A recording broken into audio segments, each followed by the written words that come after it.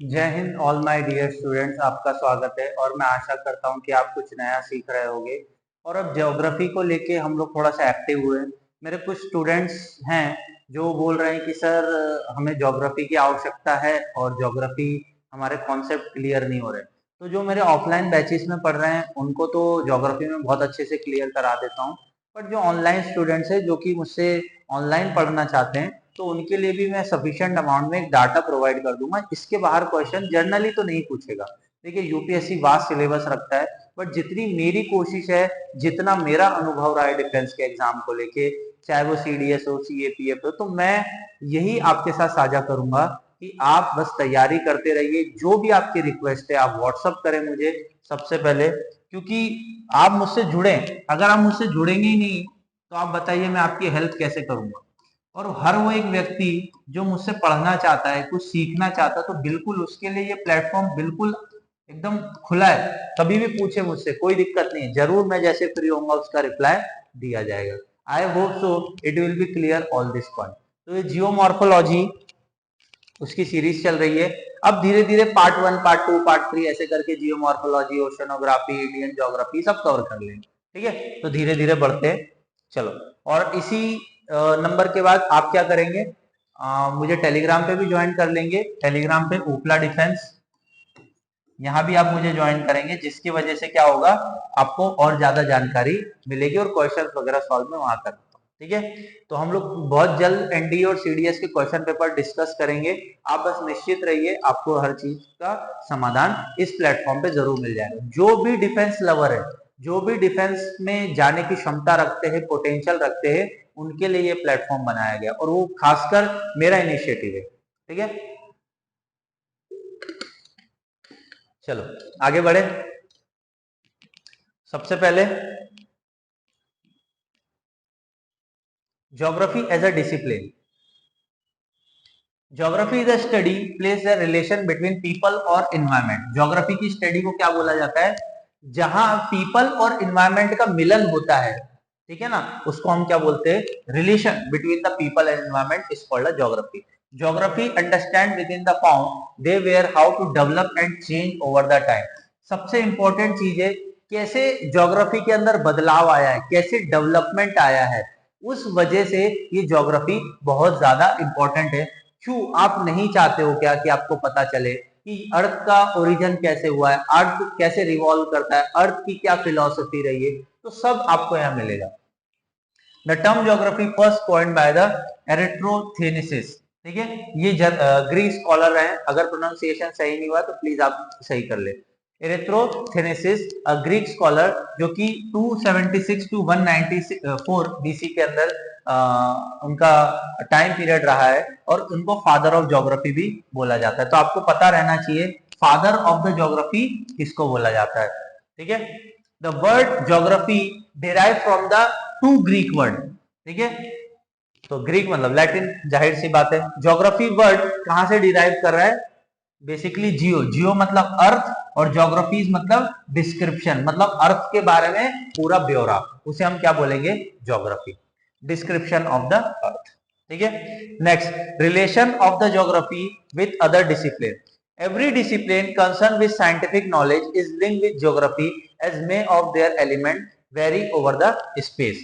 All the branch of physical geography has interference with natural science, geology, meteorology, natural science, geology, metrology और hydrology पे depend करता है। ठीक है, और पेडोलॉजी पे। तो हम ये भी देखेंगे कि ज्योग्राफी की ब्रांचेस क्या है, क्योंकि ब्रांचेस जानना भी अनिवार्य है। तो जियोलॉजी, मेट्रोलॉजी, हाइड्रोलॉजी और पेडियोलॉजी ये क्या है, ज्योग्राफी की स्ट्रीम्स है। Branches of human geography are close link with the social science. ठीक है, तो बेसिकली ज्योग्राफी, जो ह्यूमन ज्योग्राफी है वो लिंक करती है social science. Example, population geography is close linked with the discipline of the demography. तो सोशल साइंस के अंदर जब आप पॉल्यूशन या पॉपुलेशन दोनों चीज पढ़ते हैं तो उसके अंदर आपको क्या देखने को मिलता है, डेमोग्राफी, और आपको ये ज्योग्राफी से लिंक करते हुए दिखेगा। अब धीरे धीरे आगे बढ़ते हैं। The universe is a vast expansion of space that contain all of everything is exist। मतलब जो स्पेस है हमारा वो भी क्या कर रहा है, अभी तक एक्सपांड कर रहा है, अभी भी फैल रहा है। तो अभी नहीं पता कि वो कहाँ रुकेगा, बट जरूर एक तो दिन आएगा जहां वो रुकेगा। It include all the space and all the matters and energy that space contain. The extent size of universe known as scientists believe universe still expanding outward. मतलब हम स्पेस के बारे में अभी भी खोज कर रहे हैं, अभी भी क्वेश्चन मार्क है, और ये दिखाता है कि स्पेस पे रिसर्च करना कितना अनिवार्य है। ये जो हमारा मिल्की वे है, ऐसे कितने और मिल्की वे होंगे ये हमको नहीं पता। तो अभी भी ये खोज चालू है और इस खोज को हमें साइंटिफिक थ्रू आगे बढ़ाना पड़ेगा। चले कुछ साइंटिस्ट की थ्योरी देखते हैं। सबसे पहले जियोसेंट्रिक व्यू, मतलब क्या होगा, अर्थ सेंटर में। जियोसेंट्रिक व्यू मतलब अर्थ सेंटर में है और यूनिवर्स उसके आजू बाजू घूम रहा है, मतलब सन उसके आजू बाजू घूम रहा है। फिर आया हीलियोसेंट्रिक। हीलियोसेंट्रिक जो आज हम फॉलो कर रहे हैं कि सन हमारे सेंटर में, उसके आजू बाजू में दूसरे प्लैनेट घूम रहे हैं। The Aristarchus, a Greek philosopher, was first to put forward the heliocentric view of universe. तो आपको ये पता होना चाहिए कि सबसे पहले हेलियोसेंट्रिक व्यू किसने दिया था, अरिस्टोक्रूस ने। ठीक है, next big bang theory. Big bang theory के बारे में धीरे धीरे आगे जानेंगे। बिग बैंग थ्योरी क्या बताता है कि एक एटम हुआ, मतलब एक छोटा सा बिंबाणु हुआ, उस बिंबाणु से क्या हुआ, इस यूनिवर्स का पूरा आकार बना है। तो कहीं ना कहीं ये सच है या हाइपोथेसिस है, आगे हम जानेंगे। It is a theory that universe began consider big support theory of origin of universe. और द यूनिवर्स का एक्सटेंशन कब हुआ था, 13.8 बिलियन ईयर अगो। तो आपको पता होना चाहिए यूनिवर्स का टाइम पीरियड कैसे स्टार्ट हुआ था, 13.8 billion ago. The idea that universe began a single point, जिसे सिंगुलैरिटी बोलते हैं, एक बिंबाणु, छोटा सा बिंदु, zero volume and infinity density. मतलब इस विमाणु की, इस सिंगुलैरिटी की हमको इसका डेंसिटी तो बिल्कुल नहीं पता था, ठीक है, जब ये बना था। During the big bang theory single point inflate explode voluntary, this result expansion of the universe. तो ये क्या बताना चाह रहा है कि बिग बैंग थ्योरी में जो सिंगुलैरिटी थी उसकी वोटेलिटी और उसकी वेलोसिटी बहुत ज्यादा थी, ये कोई अभी तक पता नहीं लगा पाया। During the initial second explosion, the expansion of universe was rapid. After the considered time, the expansion slowed down.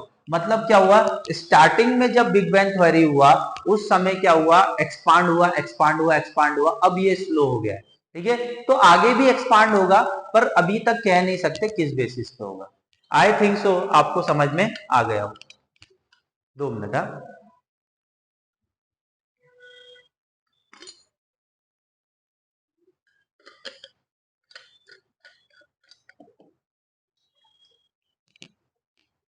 Next, galaxies redshifted. 1929. Edwin Hubble discovered the galaxies by moving away the speed proportion distance. This is called the Hubble laws.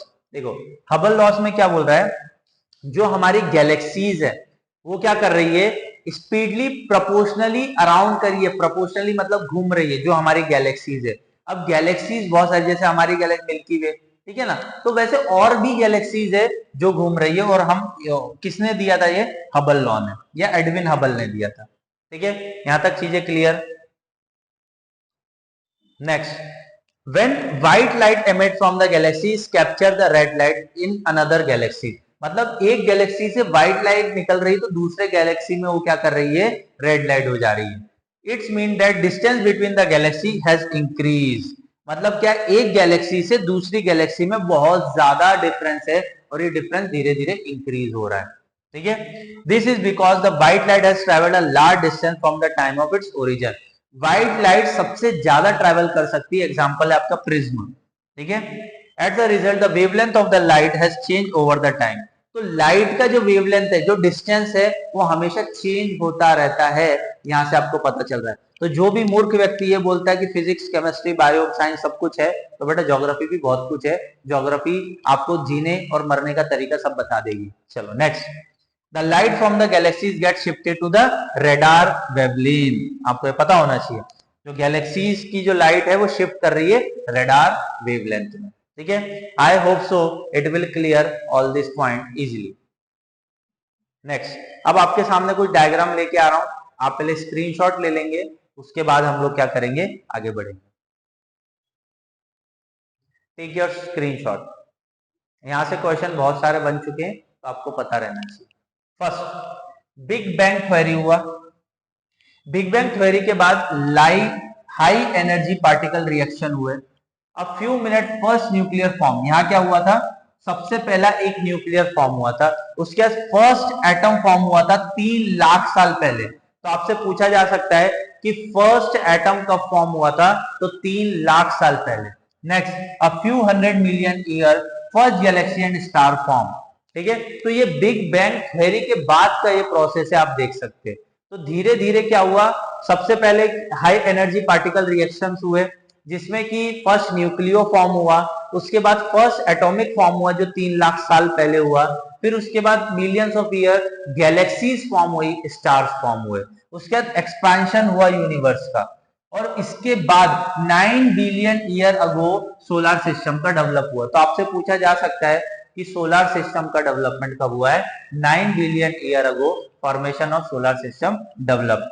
10 billion year में life of earth begin, मतलब 10 billion year के बाद जब ये planets बना, उसके बाद मतलब सोलर सिस्टम बना, उसके बाद क्या हुआ, लाइफ ओरिजिन हुई, कहां, आपके यूनिवर्स या मतलब मिल्की वे में।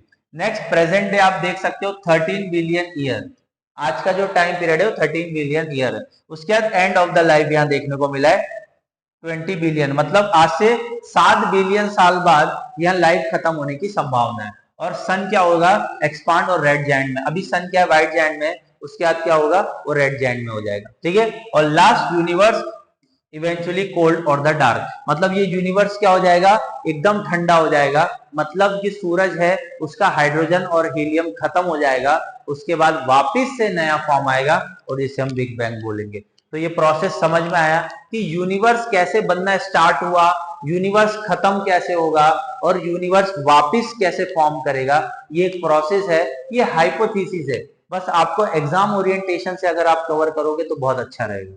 ठीक है, I hope so it will clear all this point. Next, galaxies. Galaxies are huge collection of gas, किस किस से बना है गैलेक्सी, गैस, डस्ट और billions of star. A galaxy is held together by the gravity. ठीक है, तो कौन कौन सी गैलेक्सी है, spiral galaxy, they are flat, dish shape and curve spiral arms. ठीक है, next, they have a great concentration of star and the centre, they have active form stars, और एग्जांपल मिल्की वे। मिल्की वे क्या है, हमारी जहां अर्थ bear कर रहा है। ठीक है, तो अर्थ जहां है उसे मिल्की स्टार बोलते हैं, और वो क्या है, स्पिरल गैलेक्सी है। ठीक है, तो हमारे जो अर्थ है वो कहीं ना कहीं इस तरीके के बल्ज में है। ठीक है, मतलब यहां से भी चौड़ा है, यहां से भी चौड़ा है, और ये ऐसा है, मतलब ऐसा नहीं बोल सकते कि बिल्कुल सीधा है, या ऐसा नहीं बोल सकते बिल्कुल ओवल है। ठीक है, तो आपको पता होना चाहिए। Elliptical galaxy, they vary from nearly circular to very elongated shape, मतलब इनका कोई ज्यादा शेप नहीं है।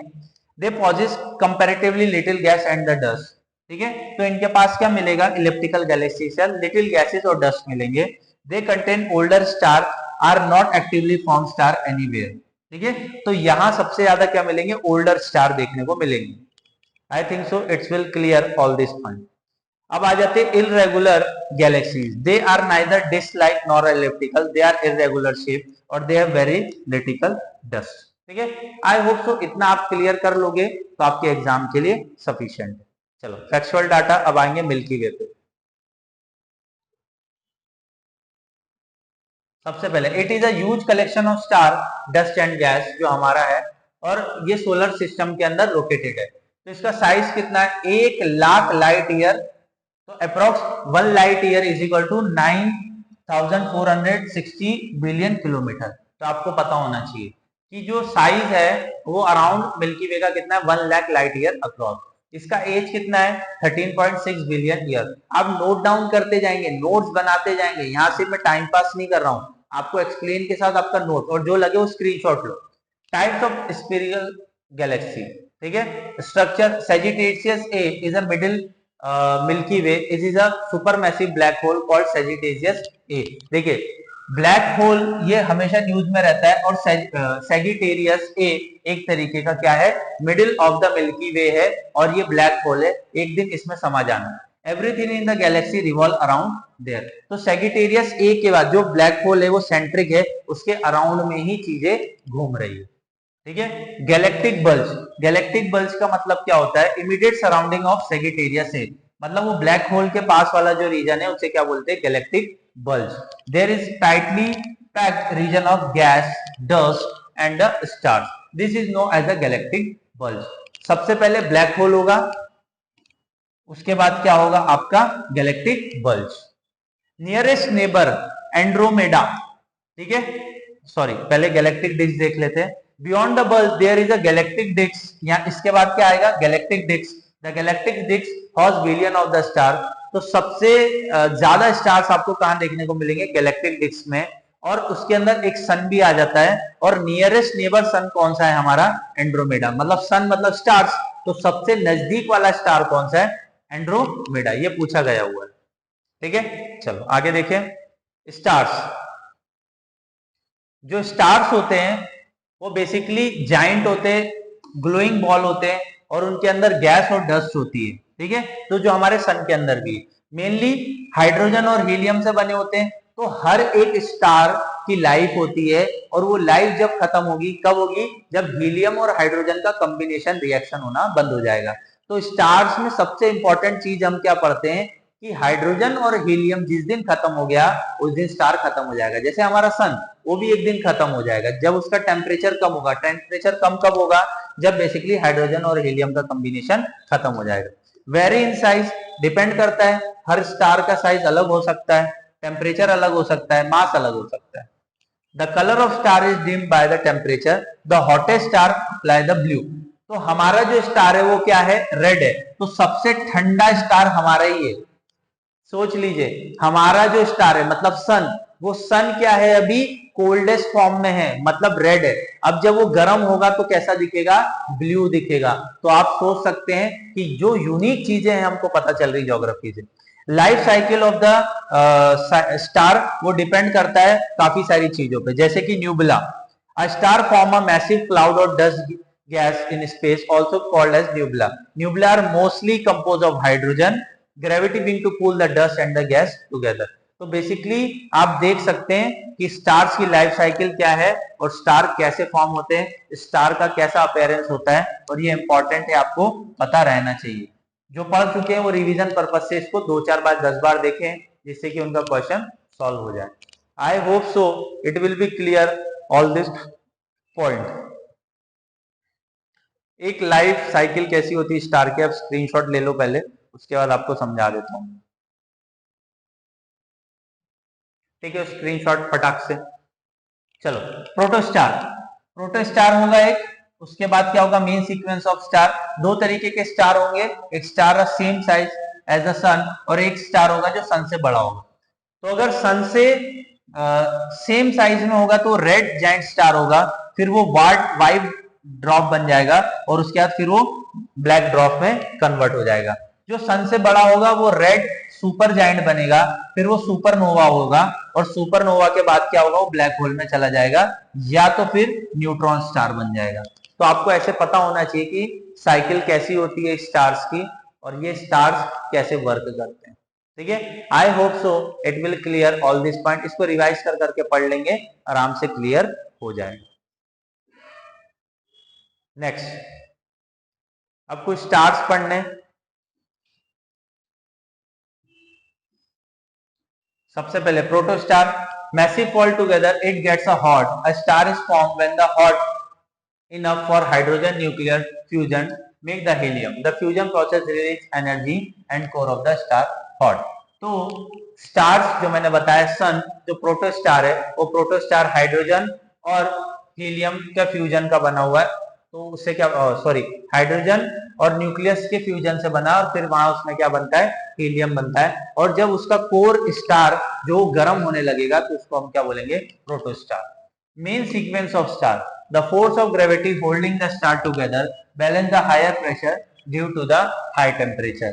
तो डिपेंड करता है कि स्टार्स होल्डिंग कैपेसिटी कितनी रखता है ग्रेविटी की, जो कि एक सीक्वेंस में होती है due to the high pressure of the high temperature. Red giant star, वो जो हम लोग ने पहले देखा था डायग्राम, उसी पे रिलेटेड ये चीज है। Red giant, when all the hydrogen has been used in the fusion process, large nuclei begin form and the star may expand become a red giant. ठीक है, तो हाइड्रोजन जो रहेगा वो फ्यूज प्रोसेस में रहेगा और लार्ज न्यूक्लियस डेवलप करते जाएगा और वो क्या बन जाएगा, रेड जायंट। अब देखते हैं white dwarf.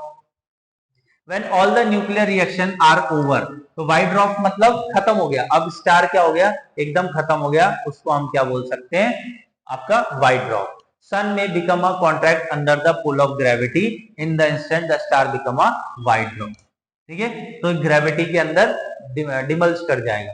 This white dwarf stars eventually stop emitting any heat, ये क्या करेगा, हीट देना बंद कर देगा, लाइट देना बंद कर देगा, और फिर ये क्या हो जाएगा, ब्लैक ड्वार्फ। तो व्हाइट और ब्लैक ड्वार्फ आपको समझ में आ गया होगा। अब आ जाते हैं supernova. Supernova a large star with more massive making nuclear reaction. Supernova मतलब बहुत ज्यादा गर्म होगा, क्योंकि ये बहुत ज्यादा रिएक्शन फॉर्म करेगा हाइड्रोजन और हीलियम का। Hottest expanding until the supernova. ठीक है, न्यूट्रॉन स्टार और the black hole depend on the mass of the star of its life. Supernova will leave behind either neutron और star and the black hole. मतलब जो star है वो क्या करेगा, या तो सुपरनोवा बन जाएगा या तो ब्लैक होल में मर्ज हो जाएगा। ठीक है, डिपेंड ऑन द साइन, मतलब size. After the explosion core of star, the surviving core is between 1.5 to 3 solar masses is contract to the become a neutron star. ठीक है, तो यहाँ ज्यादा आपको देखने की आवश्यकता नहीं है। तो ब्लैक होल होता है, सोलर मासेस का मतलब होता है ब्लैक होल। ब्लैक होल मतलब उसमें सब समा जाएगा, वहां कुछ नहीं दिखेगा, एक बिंबाणु होता है, मतलब एक सेंटर होता है जहां अंधेरा ही अंधेरा होता है। ठीक है, इतनी ज्यादा ग्रेविटी होती है कि कोई उसको अनुभव ही नहीं कर सकता, ना कैमरा ना कुछ। ठीक है, I hope so it will clear all this point. अब आ जाते हैं हमारे सोलर सिस्टम पे। ठीक है, तो सोलर सिस्टम में सबसे इंपॉर्टेंट चीज होती है collection of planets, moon, asteroids, comets, dust, gas, orbit and the local star and the sun. तो क्या क्या चीज आपको सोलर सिस्टम में मिलेगी, planets, moon, asteroid, comets, dust, gas and local star. The sun, it is a central celestial body of solar system, मतलब सबसे centre में कौन है, सन है। एज क्या है इसका, 5 बिलियन ईयर ओल्ड। आपको पता होना चाहिए सन की उम्र क्या है, 5 बिलियन ईयर ओल्ड। ये किससे बना हुआ है, हाइड्रोजन और हीलियम से, क्योंकि ये स्टार है। तो स्टार है तो जाहिर सी बात है ये हाइड्रोजन और हीलियम से बना रहेगा।